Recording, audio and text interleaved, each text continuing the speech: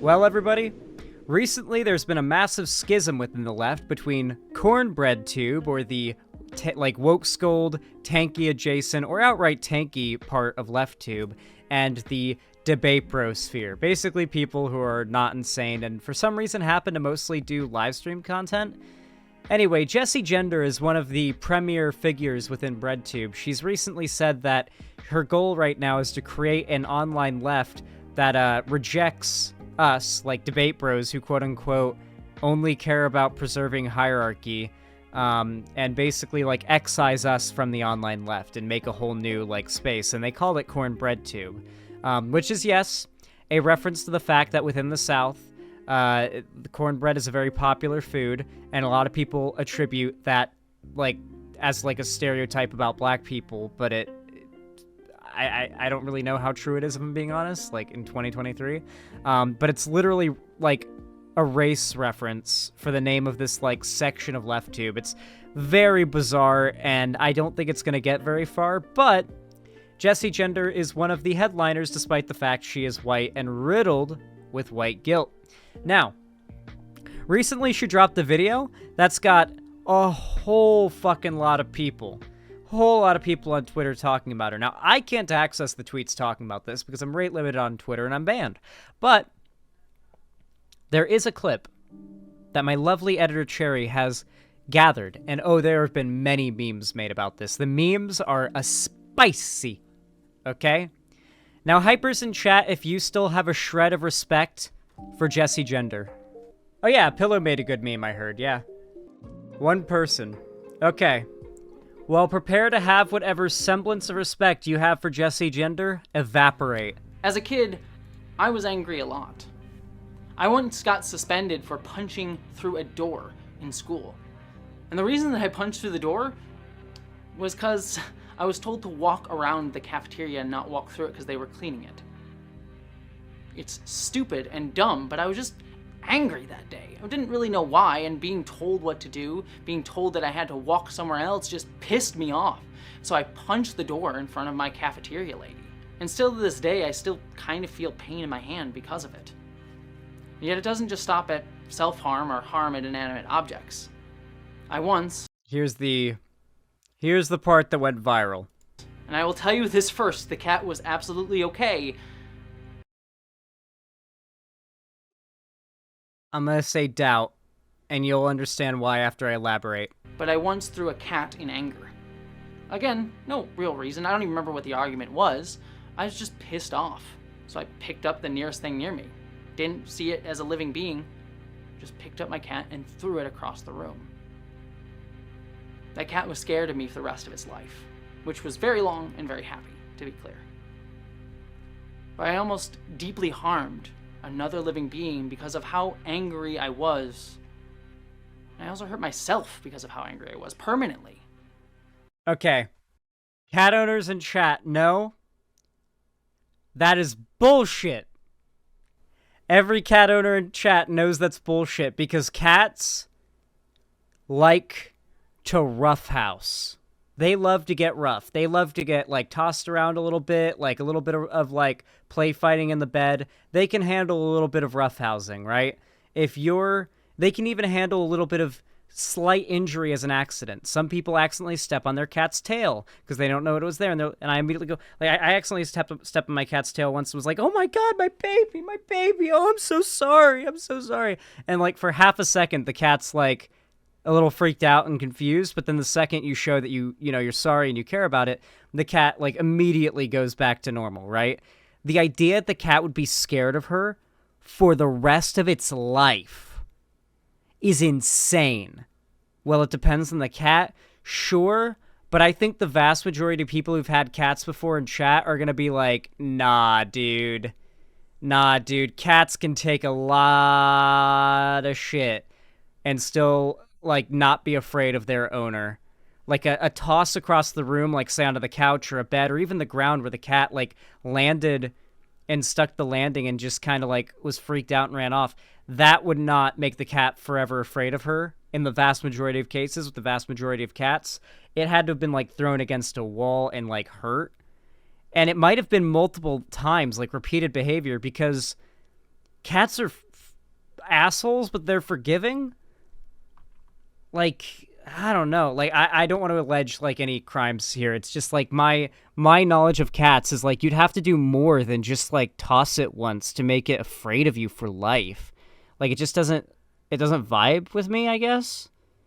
She punted it, bet. I don't know about that. It's just we'll assume she threw it, but it's like I don't I don't know.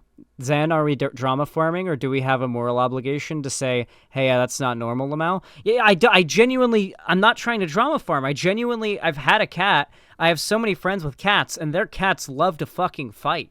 Like, their cats love a little roughhousing. Like, I've got multiple friends who have cats that will literally run to them to get picked up and thrown into a pile of pillows and blankets on the bed, like 4 or 5 feet away, and then run back to get thrown back again, then run back to get thrown back again, thrown back and thrown back.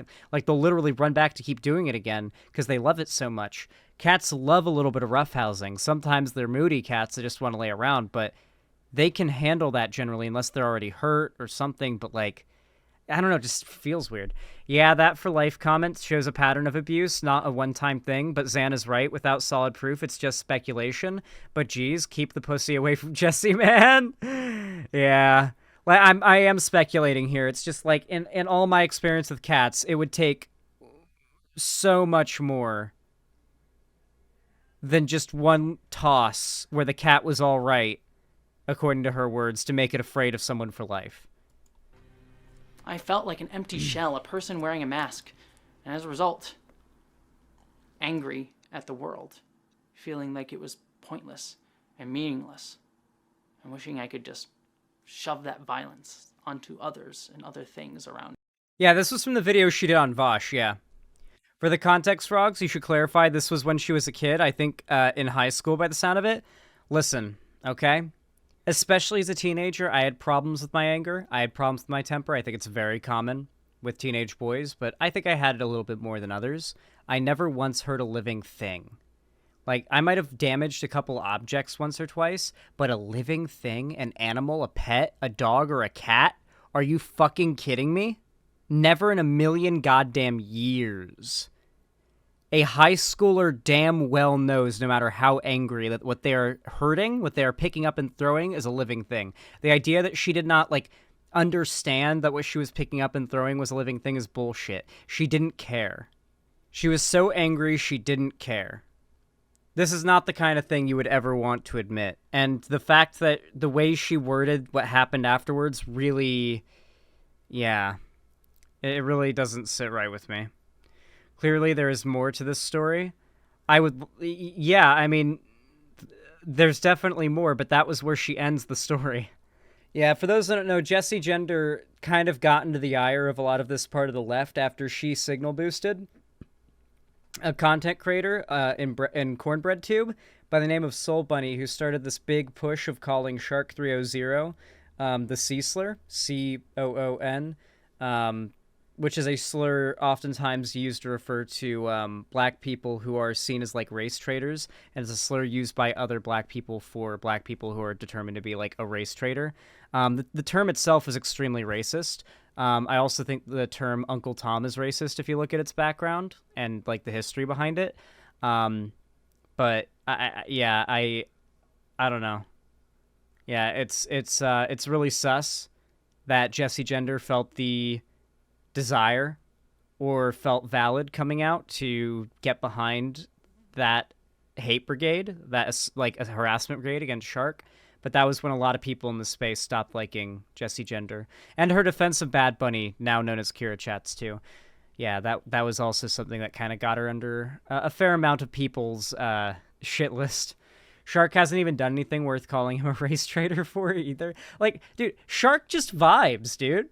Like, Shark just has, like, some of the chillest streams out there. He keeps his nose clean. He keeps to himself for the most part. He doesn't start shit. They're literally just mad that Shark's existence is kind of inconvenient for the narrative, that this section of, like, the streamer left is only white people who are racist. So they need to, like, build a narrative where Shark is actually, like, literally Candace Owens tier or something. And it's, like, such a fantasy, but they need people to believe it. the core premise of what they're building this new era of LeftTube they want to make on is the idea that like lefty live streamer debate bros are racist, awful people, and you should never, ever listen to anything they have to say. Shark laughs at the darkest and is super positive and chill. Yeah, no, Shark's sense of humor is like very like he has like a sense of humor that doesn't rely on edginess. Like he's just very funny on his own. Like on stream, he doesn't rely on like slurs or super over the top, like mean spirited jokes to be funny. And he can also be edgy. He can also go hard and be edgy. So it's just, it's a nice combo. Oh, wow, they aren't even friends? Christ, so these people are just insane? Yeah. Why are all of our enemies the worst people alive? I don't know. It just keeps happening. It just keeps on happening, doesn't it? Who could guess?